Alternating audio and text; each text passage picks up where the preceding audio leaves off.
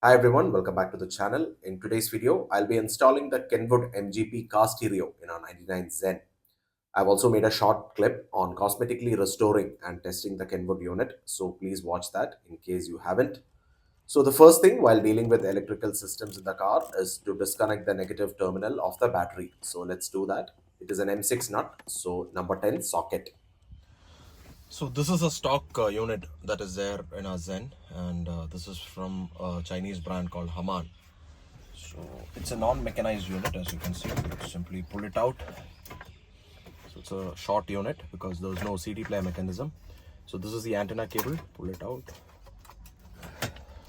Now we come to the cables. So let's keep the antenna cable aside. Now this was a stock cable that came with the car. This one. They've done a lot of cutting and splicing.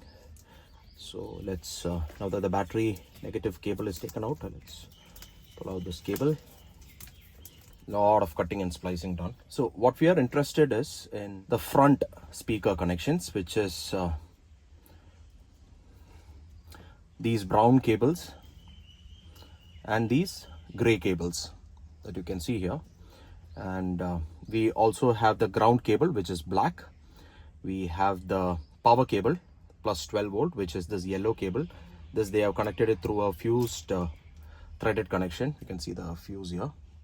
And you have the ignition connection. That is once the key is inserted, the unit receives power. This is also a plus 12 volt connection. You can also have them clubbed together. It's not a problem. But ideally, they should be separate, like how they've been wired from the factory. Now you have these connections, which are for the rear speakers, which we do not need now. So what we're going to do is we'll remove all these connections and then we will give them fresh connections based on our Kenwood players 16-pin connector. We have a 16-pin connector here from the Kenwood system, so we'll connect it to that. Again, you have the ground cable and the plus 12 volt cable here, the yellow one, and the ignition accessory cable, and the rest are for the speakers. You have these two white connectors and these gray connectors. Here's where we're going to connect them. The balance cables are simply going to be tied.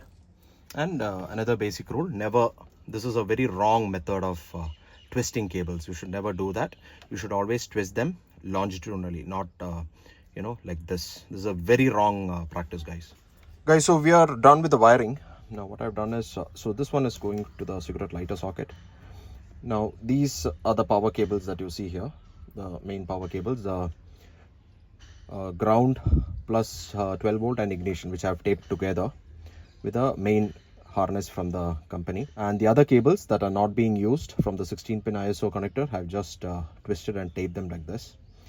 And the front speaker cables, the two gray and the white cables, so they've been taped to the factory harness. Now that is all. These two are for the cigarette lighter socket here, the 12 volt socket, which you can see, this one. I temporarily disconnected it for the ease of routing this harness. So once we are done, before we insert everything back, we'll do a quick check by connecting the ISO harness to our Kenwood system here and connecting the ground cable to the battery to see if it's powering up properly.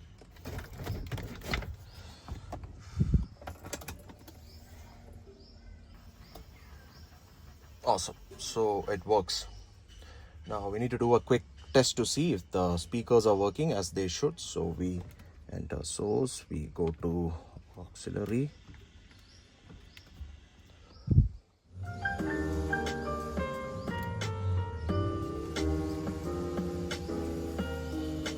guys. So it's working as it should. I also tested the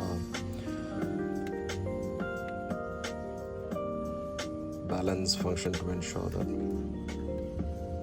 right side, left side.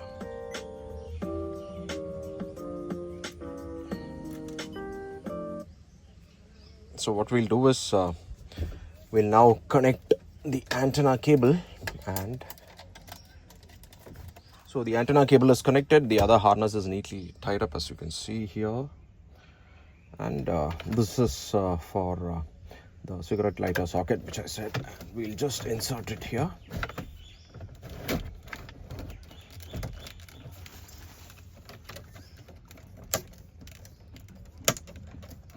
Beautiful.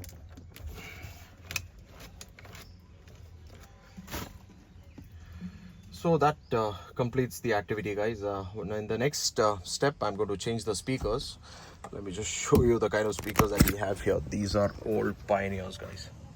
So the 4-inch variant. These are quite decent and made in Vietnam. In fact, this will be the same size of the magnet that I have on the new Alpines. So part of my soul is happy that I went back to what is essentially the MGP unit, although I really wished I had the cassette player to stay true to the restoration, but this is fine. So that'll be all, guys. Thank you so much for watching. I'll see you in another video.